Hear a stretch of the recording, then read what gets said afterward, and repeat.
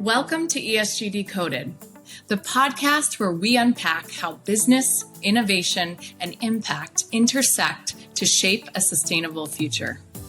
I'm Emma Cox, one of the ESG Decoded hosts and Chief Commercial Officer at Climate. This special video series was filmed live at Climate Week New York 2025, capturing conversations with some of the most forward-thinking and influential voices in sustainability today. These leaders aren't just talking about change, they're actually driving it. Each episode delivers real-world insights and inspiration you can apply to make an impact in your own sphere. Stay tuned for more episodes from this exclusive series. For now, let's decode ESG together.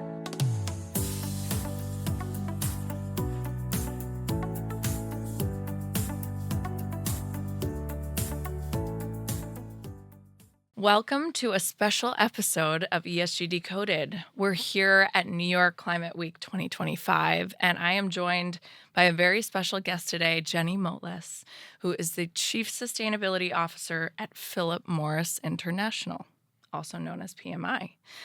So today's goal in our episode is going to be unraveling the nuance in ESG conversations, and we are going to unravel a big one today. The question I want to ask is, can a tobacco company be a leader in sustainability? Are you even describing yourself as a tobacco company anymore? It's a provocative question, but I know that you, Jenny, won't shy away from it. So welcome, Jenny. I want to explain to our audience how wonderful you are and all the accolades you have. So Jenny Motles has served as CSO of PMI since October of 2020. What a time to join. After joining the company in 2015. She's an international human rights lawyer by training. I want to get into that a little bit. And experience with you have experience working with the UN and other global institutions. In your role as CSO, you drive PMI's ESG agenda, helping steer the strategy to phase out cigarettes, accelerate the company's smoke-free transition, bring forward carbon neutrality targets for both direct operations and your full supply chain, and build out transparent measurement, reporting, and accountability infrastructure. Wow. What a job. Well, Jenny, we're going to get into all these things today. Thank you so much for spending time with us. Thank you for having me. Okay. So, Jenny, I have to tell a quick story for our listeners, which is that I saw you speak at Sustainability Live in Chicago this past year, and this is how we got connected. And I have to tell you, I haven't ever seen a more captivating speaker. When you speak to the audience, it's like you're speaking to a friend. It's like the passion just comes into the audience. And we can see that in how you talk, and your conviction is so strong. And so I just ate up every word that you were saying, and I said, I have to have her on the show. And I reached out, and you gracefully accepted, so thank you. So let's start with you and your personal journey. Okay. What brought you to this point in your career? How did you get here? First of all, I want to say I'm very humbled by your words. I don't think that when I speak in conferences, I'm fully aware of how I'm coming across.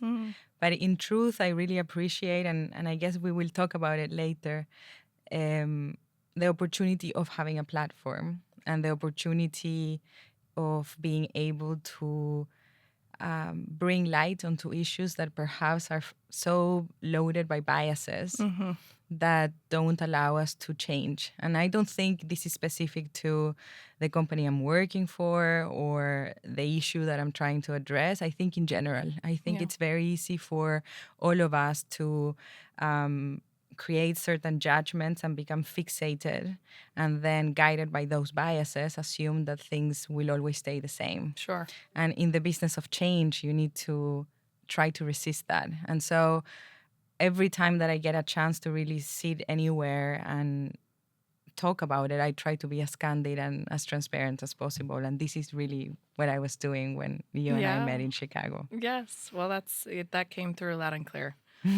So tell the audience about, or the listeners, I should say, about your personal journey. Okay. We want to hear your story. So as you were saying, I joined PMI 10 years ago.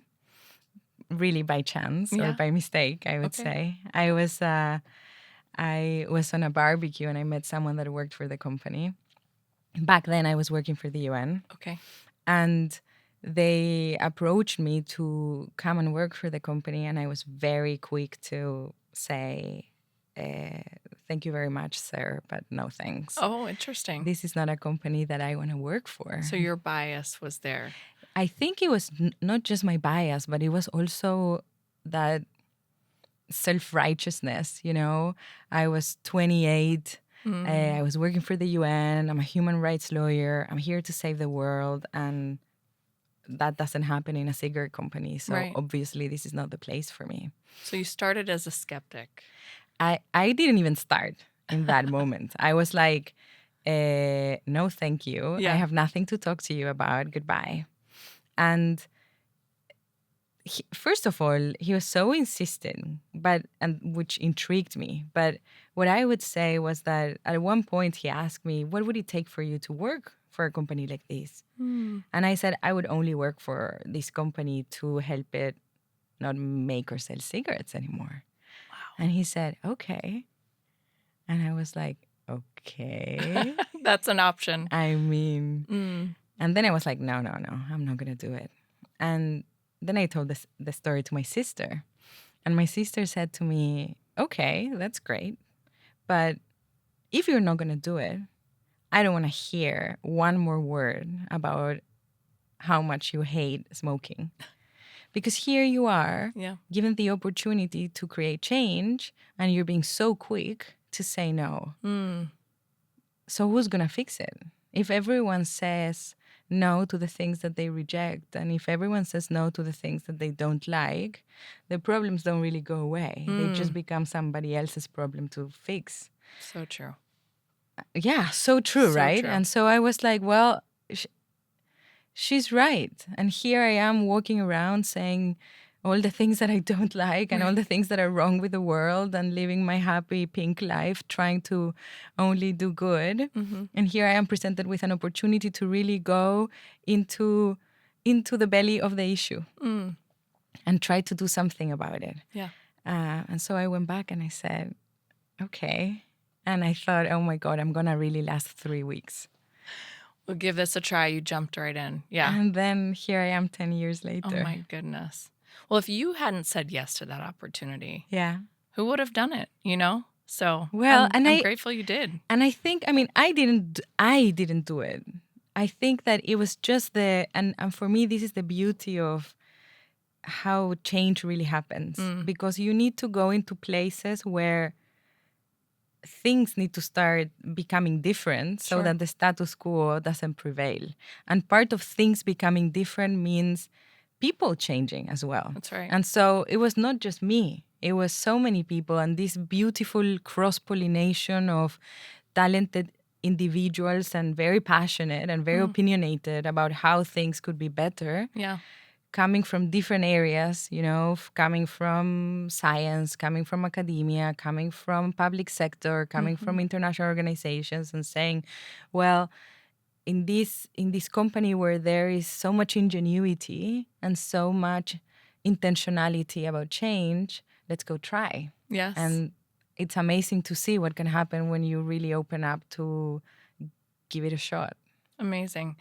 I want to ask you, so what happened first? Was it you said yes to a sustainability role at PMI? No, Or I don't think who there had was the vision? sustainability. Okay. Because it was 2015. Right. That was sort of the beginning. Yeah, I think this was like the philanthropy / CSR times. Yes, CSR. And yeah, CSR, right? Remember that. And for sure, PMI was not in it. And something that I have to say that I really respected back then is that there was always this understanding, tacit or explicit, about, well, the biggest impact that we create comes from the products that we sell. And for as long as we don't have a solution, we shouldn't be talking about sustainability or CSR or any of these things, because it's not really appropriate, you know? It's not really our place. The strategy is not really complete. And so it was only when the company was prepared to really announced this very radical transformation, that the opportunity to build a sustainability strategy, which is really the business strategy, which is Right. really the transformation It's so strategy, embedded. is Yeah. all the same, Yeah. that we were prepared to say, okay, you know what, as a company, as a social construct that serves society, how do we understand success? Absolutely. And not just with our product proposition, but with our entire value chain. How do we become more mindful and more intentional about building a business that is respectful of environmental and social boundaries, with addressing the impacts of the products that we're selling, but also how we're making them? Yeah. So when did Philip Morris decide to make that big pivot? I mean, was there a Yeah. moment? Was there a historical moment, milestone Yeah. I that think kicked that, this into gear? it's funny because history has as many voices as you Yeah. allow to tell the story. So I'll tell you when I believe Okay. is that moment. I remember that I joined the company in 2015, and we started building our first sustainability strategy / transformation strategy / new business strategy then. And early in 2016, we produced our first sustainability report equivalent. It wasn't a proper Right. sustainability, but it was the first That was the first disclosure step. talking about sustainability. Yeah. And in that report, there is a letter from our CEO, that today is our chairman, that says something along the lines of, I envision a day where cigarettes don't exist anymore, or where Wow. this company doesn't sell cigarettes anymore. And I remember, this was the first time that it was really communicated externally. Literally putting a stake in the ground. And Yeah. for the first time saying it, I remember we were all thinking oh my God, what's going to happen? Yeah, how What do are we people do going to this? say? No, not so much how we do this. I think that the company had been working for very long, invested Really? billions in R&D. The products were already there. The science was already there. It was more about A, communicating it, and B, taking that step to say, this is not an opportunity to expand our portfolio, continue selling cigarettes and also other products. No, this new technology that is a better product proposition, that is a better option for the consumer, this product will really replace cigarettes. There is a cannibalization happening from the inside, So, of course, the company knew exactly how to do it. It was just the first time that we were talking about it. And I think that, for me, I had been in the company less than a year when it happened. But for people that had been there for very long, I remember we were all like, oh my God, what is the world going to say? Yes. No one said anything. Wow. And I think that afterwards, I was like, why is no one reacting to this? Right. What are the cigarette smokers going to do? Not even the cigarette smokers, but everyone, Yeah, NGOs, regulators, Yes. media. And I think that then you understand that the reputation of the industry and its history weighs so heavy that people were like, you can say whatever you want, but show me. Show me how you're going to do it. And this really became the staple and the core of our entire approach to sustainability. This is what makes PMI so unique in how we understand sustainability and how we talk about sustainability. Because if you look, and from there onwards, at our disclosures, the degree of transparency, the degree of rigor, and how we complement these quote unquote traditional ESG metrics with a set of bespoke KPIs that we call business transformation metrics, that come in really to allow anyone to assess by themselves how is this company reallocating resources to become something different. Right. And even if you don't want to talk to the company, even if you don't believe it, here is this very transparent disclosure showing you exactly where is the R&D spend going, where is the CapEx going, where's the commercial expenditure, how factories are being transformed to do something else, how the volumes of cigarettes are changing year on year, how is it that our new products are increasing. And then the conversation changes, right? Because you're not having this theoretical, I have a dream, one day cigarettes will not exist anymore. You are seeing in real time how this company is radically transforming. Yes. And for me, that's fascinating. Because Absolutely. if a cigarette company can do it, anyone can do it. Yes. I love that. My gosh, what an important job you have, Jenny. Do you ever feel that weight of the responsibility to drive change, or does that fuel you? I think that, I mean, obviously, I feel very privileged Yeah. and very aware of being able to shape change in a way that is so impactful. But I think that the responsibility is a shared one with everyone that comes into the company believing and understanding that they can play a very important role in shaping that change, you know? Yeah. Yeah. These kind of systemic changes, not just making cigarettes obsolete, climate change, inequality, poverty, in order to drive that change, you cannot do it in silo, and it's Right. not one individual. Right. Whoever thinks that they are here to uh, address climate change and fix it are very wrong. That's I right. mean, we all understand We how have to do it. complex and how difficult it is, and how it really requires literally every person Every person. Yep. to change direction. Well, talk to me about that, Jenny, because PMI is a large organization, right? Yeah. And you started back in 2015. And if we think about the evolution of sustainability, Mhm. corporate sustainability, right? So think back to 2015 when what you're saying didn't exist. It was very centralized, it was very siloed. Mhm. It was sometimes still today, one person driving it, right? Mhm. Mhm. But I think it's pretty amazing how we've evolved, where I know. many corporations have incorporated sustainability into every business function. It's the only way. It's the only way. Yeah. But how did you do that? Well, I think that I was lucky in the sense of what I was saying to you before, that the understanding that PMI has of sustainability is quite unique in that it's true what you're saying, that in many companies started like this add-on to your strategy. Right. So companies had, and because it was evolving from philanthropy and CSR into this kind of, I want to do good, feel good, but not really connected to the business. Just like do things with the ability that I have to afford to give back, which, don't get me wrong, I think it's a wonderful thing. But the bucket of corporate giving, it's bottomless. Sure. You can never feel it. So the power comes from really understanding, as I was saying before, where is it that your company can have an impact because of the footprint, because of the resources, because of the know-how, so that then you can tangibly affect in a positive way the local communities where you're operating or the environment in which you're moving.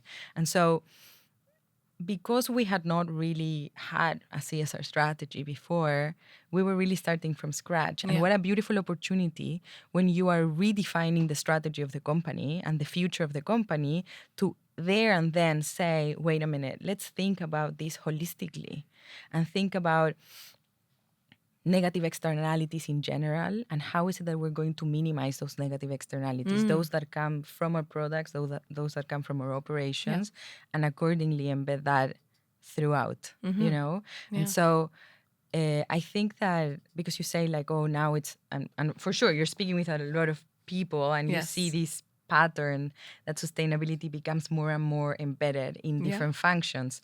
And I think that a driver of that is regulation, because as it becomes mandatory, it is unavoidable, right? Yes. You need to factor in the cost of sustainability. You need to understand what it takes to be compliant. How is it that you can mitigate risks? But Yep. for me, all of these things, these are hygiene factors. Everyone will comply. Everyone will mitigate risk. Everyone will seek Sure. operational It's efficiency. foundational. The competitive advantage comes in understanding sustainability as an opportunity for innovation and growth. Absolutely. And this is the transformation of our company. Yeah. Yeah. That's great. Thank you for outlining that, Jenny. And I do want to get into what exactly a sustainability platform at PMI looks like. Yeah.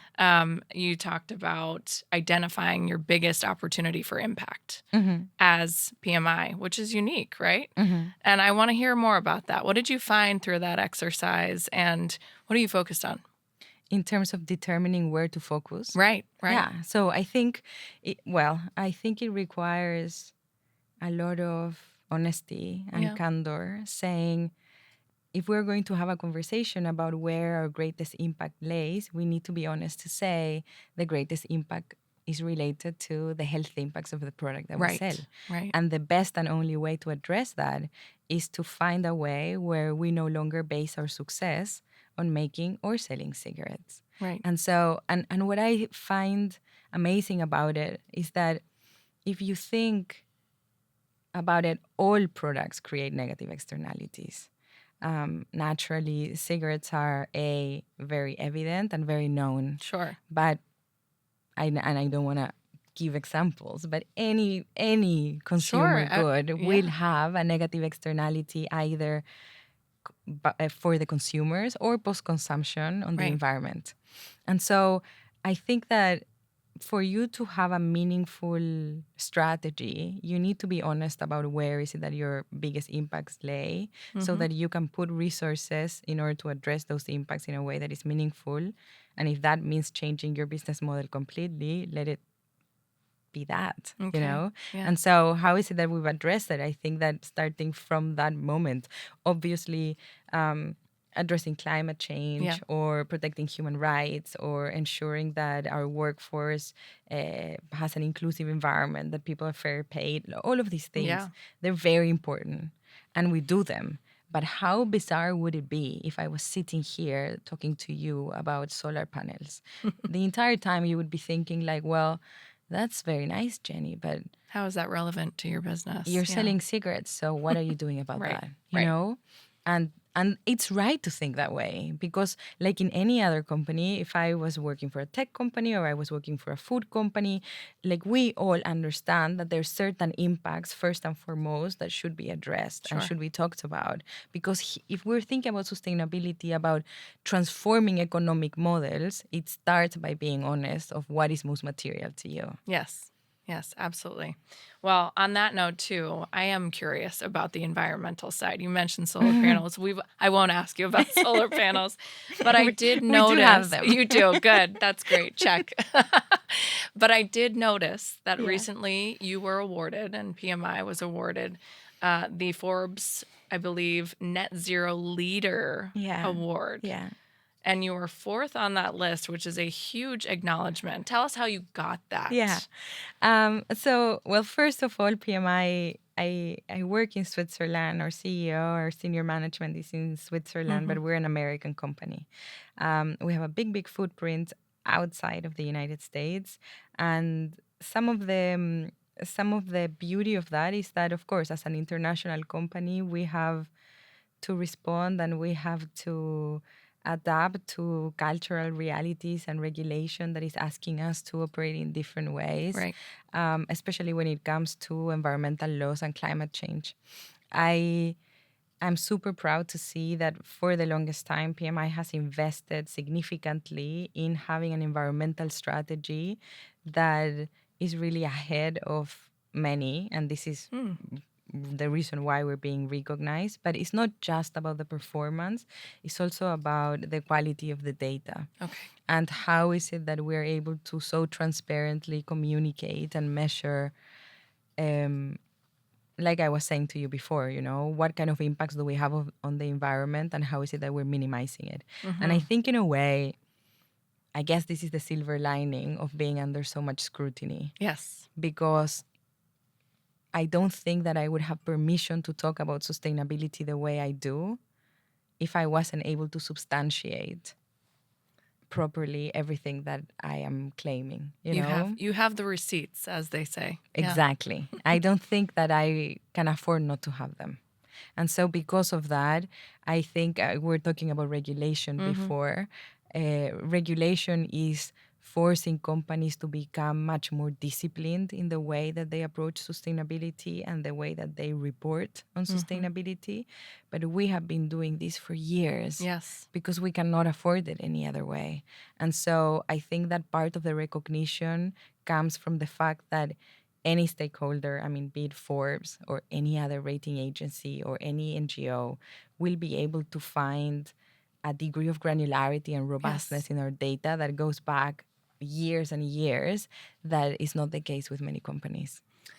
I'm sensing a theme with the way that you have thought about your sustainability strategy, which is you place a lot of importance in the measurement and the data. Yeah. and transparency, which I Yeah. think is right, I right? think, Especially for your yeah. company. But tell me a little bit, because there is some tension there, right? I think a lot of companies struggle with how to balance the measurement, the disclosure Mm-hmm. with the actual driving of impact, right? Mm-hmm. We had another leader on our show earlier that talked about swords and shields. Mm-hmm. You know, the shields being the foundational measurement, you know, all of the things you have to do.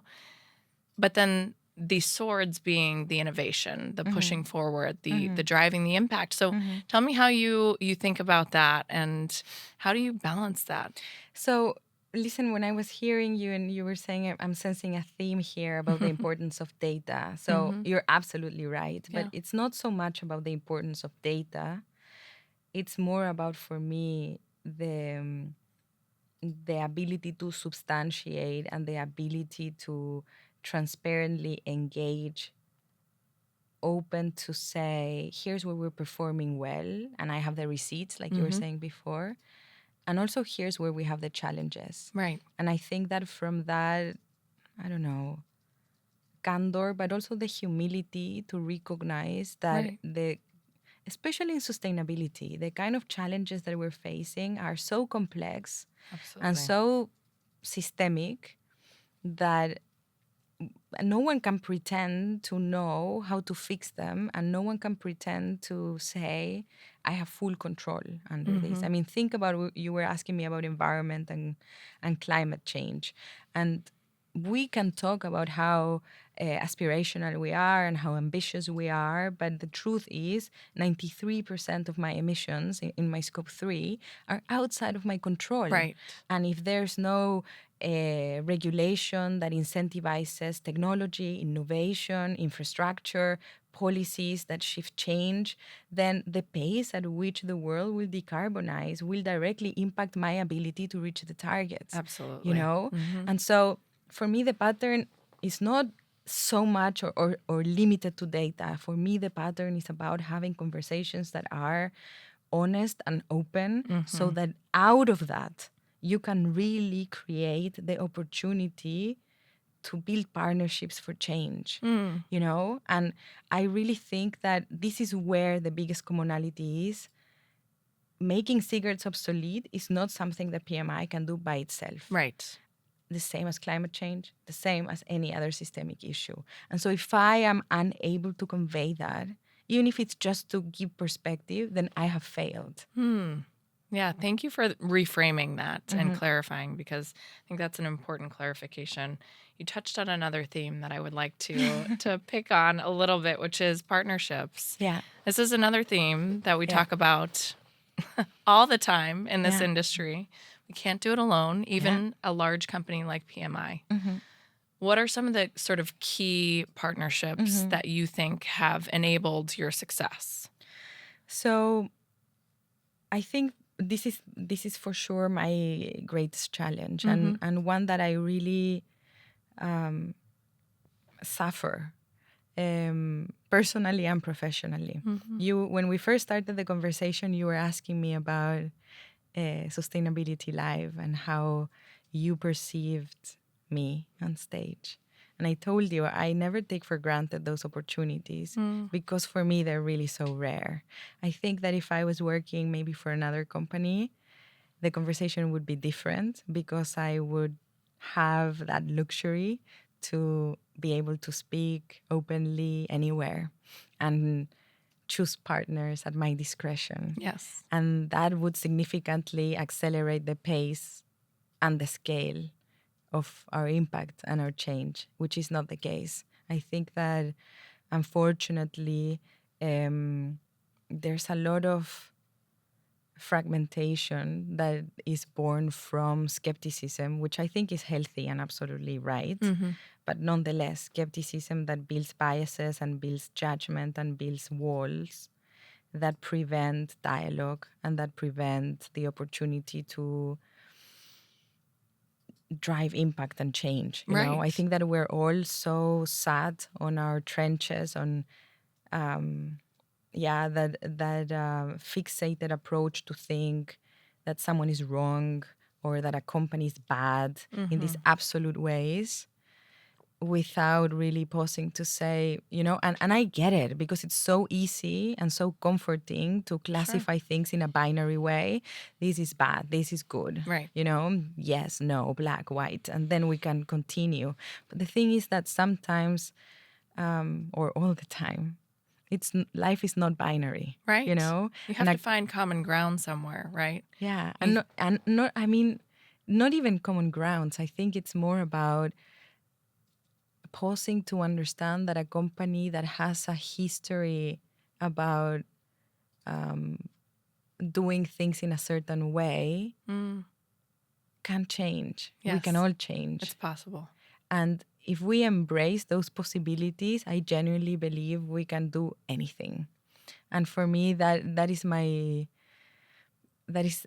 where my frustration comes from, and also where my sadness comes from, because I really think that if we had more opportunities to build meaningful partnerships, cigarettes could be gone in a decade. Yes. I mean, I look around. If cigarettes still exist, it's simply because our ability to engage in meaningful partnerships that can accelerate change is just not there. And that's such a pity. It is a pity. I agree. And as you were talking, Jenny, I realized that you probably on a daily basis face scrutiny or pushback. We were talking before the show started about haters. There are haters out there that Yeah. don't believe in PMI, that maybe don't believe in you as a leader to lead sustainability for such a large company that's impacting human health.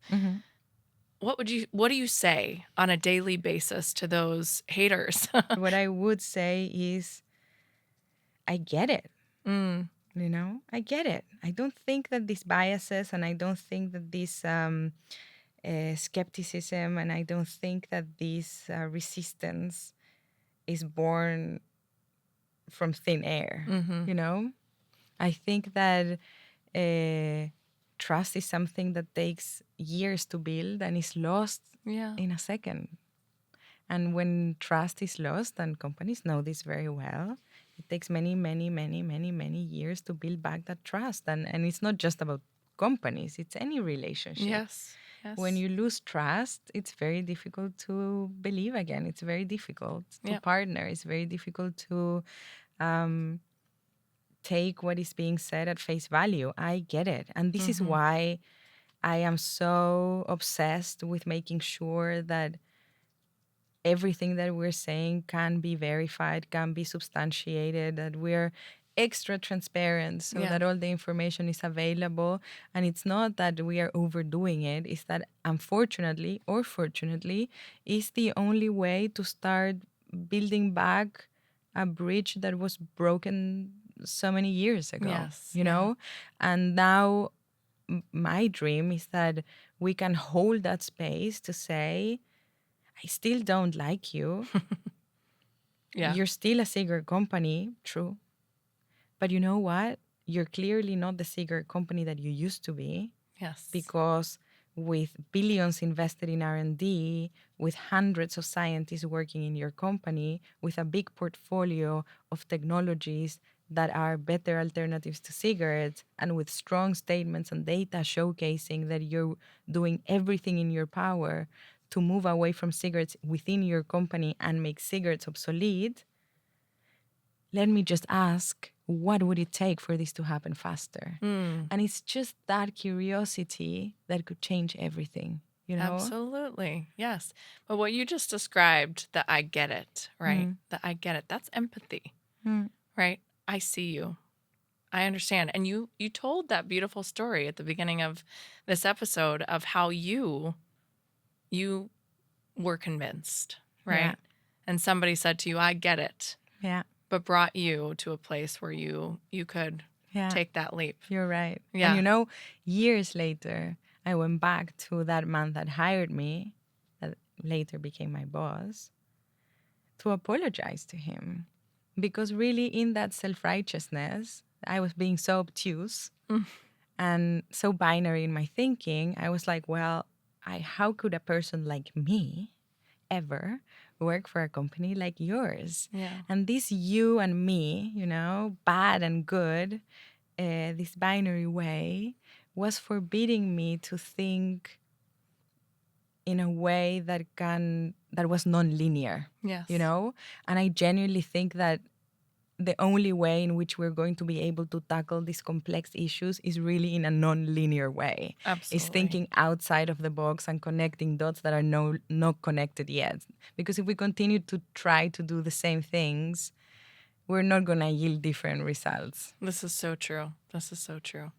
Well, I love the way that you talk and describe things. It's passionate, and we use that word about you. I'm sure you get that a lot. But tell me, Jenny, for sustainability professionals, many of whom are listening to this podcast, this is a world where you have to have some grit, right? I mean, we have to push through some pretty scary stuff, some doom and gloom every day. And how do you push through? And what gives you hope? I mean, we're at this very interesting inflection point here in the US without federal support for a lot of the initiatives that we're working on. But a lot of the companies that we talk to are global companies, and they still have their global goals. There are other headwinds, tariffs, What gets you through? What gives you hope? What powers you?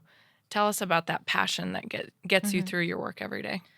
Yesterday I was speaking in a panel about, I want to say, CSOs and strategy or something like that.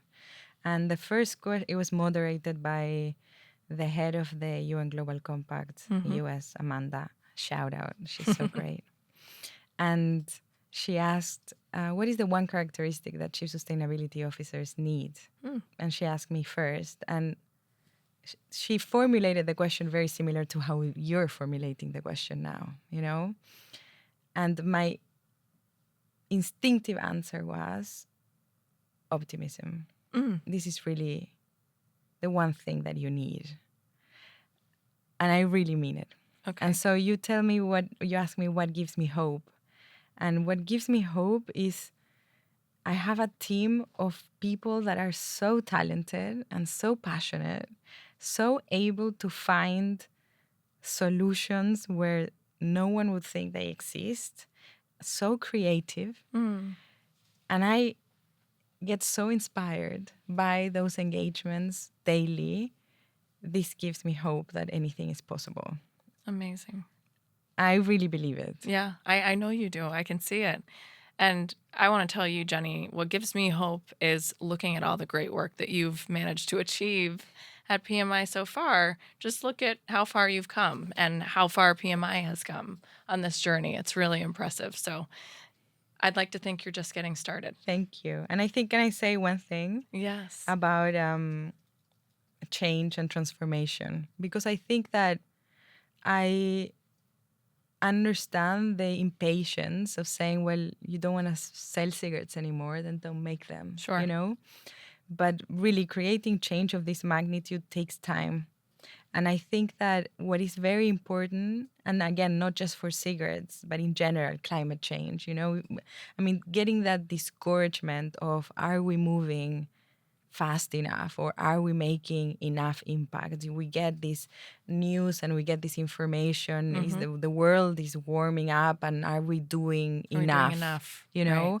And I think that here is where data really plays an important role. And I would encourage anyone, all my counterparts in any company that is in the business of transformation, have a look at our business transformation metrics. These are very much industry agnostic, but allow you to really have informed conversations about the pace of change, and what companies can do and what companies cannot do. Right. Because that's also a very important conversation to have. Why are you not moving faster? Well, I would move faster if regulation changed. Right. And that creates a different incentive in terms of shaping policy, in terms of really starting that paradigm shift that is needed for change anywhere. Absolutely. Yeah, if you're not talking about the challenges, how are you going to find solutions for them? Yeah, I love that. Okay, Jenny, we're to a fun part of our episode, which is sort of a lightning round. Are you up for it? I'm up for it. I'm Great. nervous. Oh my gosh. Well, don't worry. You're doing great. I feel I'm going to freeze and then it's not going to be so fast. No, let's do it. So it's okay if it's a couple words, but quick answer. So what is a common misconception about PMI's ESG/sustainability work? I think that the biggest misconception is that people think that I've had many times. So every time that I show up somewhere, that I'm going to try to avoid talking about the impact of cigarettes. And I will try to talk about nice things we're doing on other areas and avoid it as much as possible. This is the biggest misconception because this is the first and foremost the core of our strategy. Yes. And the one thing that we're really allocating all our resources first and foremost to address. Anyone who's seen you speak knows that. So, okay, Jenny, a book or thinker that shaped your sustainability philosophy? So my thinker and book writer and biggest inspiration and mentor is Professor Bob Eccles. Okay. If you don't know him, he is an amazing human being and a wonderful weightlifter and father of many little chickens. If you don't know who he is, which probably everyone knows who he is because he's very famous, get to know him because he's one of the most amazing minds in the sustainability world. And I've been very, very, very lucky to be shaped by his knowledge, by his passion, and by his deep wisdom. And he is in the business of driving change and embedding sustainability into systems thinking. And this has influenced me a lot in the way that I am professionally and also personally. What is, Jenny, the hardest conversation that you've had in this role? I think the hardest conversation I've ever had was to accept this job, not this job, but to come work for this company at the very start. And I always look back to it because it really changed my life. But it changed my life not in the sense that I have this job, which I love, and I get to do something that is amazing, but more in the sense that it changed the way that I understand the world, you know? It forced me to accept that life is messy. Yes. And that things are not good and bad, and people are good and bad, and this cannot help, and this will give you a solution. No. Like things are messy and complex, and people are good and bad, and companies are good and bad, and companies try to do good things, and sometimes they mess up, and that's okay, you know? And the ability to hold space and accept that, I think, is a huge power because it allows you really to think out of the box and build solutions, understanding the complexity of life. Not that I've mastered it, but it definitely allowed me to see things in perspective before I didn't.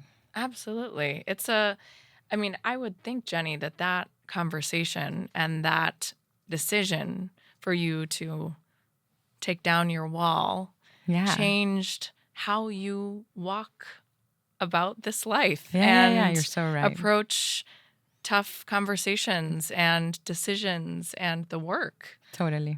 So I would imagine that was transformational for you in many ways. Okay, here's a big question for you, Jenny. Okay. What do you want your legacy in life and in work to be?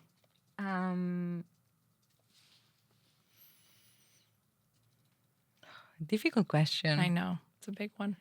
What do I want my legacy to be? I want people to be happy. This is really what I want in my heart. And I don't know if that's a legacy, but this is what I want in my heart. Happiness. It's so important to me. Yes. Yes. Yeah.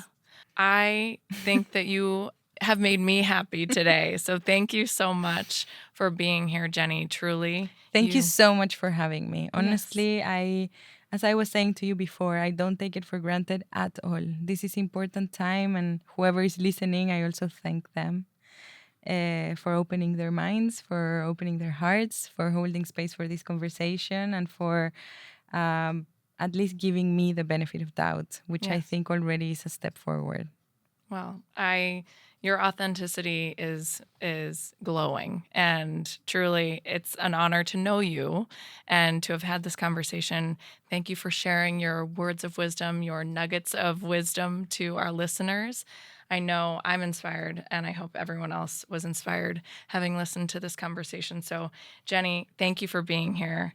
How can we follow your work, follow you? Are there websites we can follow? Let us know. Thank you for having me. You can find everything that we do on sustainability in our website, pmi.com/sustainability. Wherever we can, we try to help other corporates, maybe smaller companies that are just starting on sustainability with more didactical work, like how to do a materiality assessment or small case studies. So there's a lot of information also for those who are just starting. I would encourage anybody, and we're super open to engage and answer any questions. So either contact us through there. We have a newsletter that we publish twice a year. And anyone who wants to talk to me can find me on LinkedIn. Thank you so much, Jenny. Happy Climate Week. Thank you. Same to you.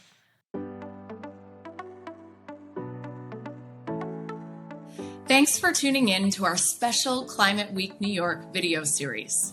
We hope this episode sparked new ideas and inspired you to take meaningful action on your ESG journey, whether through collaboration, innovation, or bold leadership.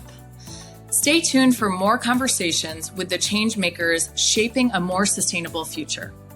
Subscribe on your favorite streaming platform. Follow at ESG Decoded on social media, and visit climeco.com for more insights and resources. Until next time, keep decoding, keep innovating, and keep driving positive impact.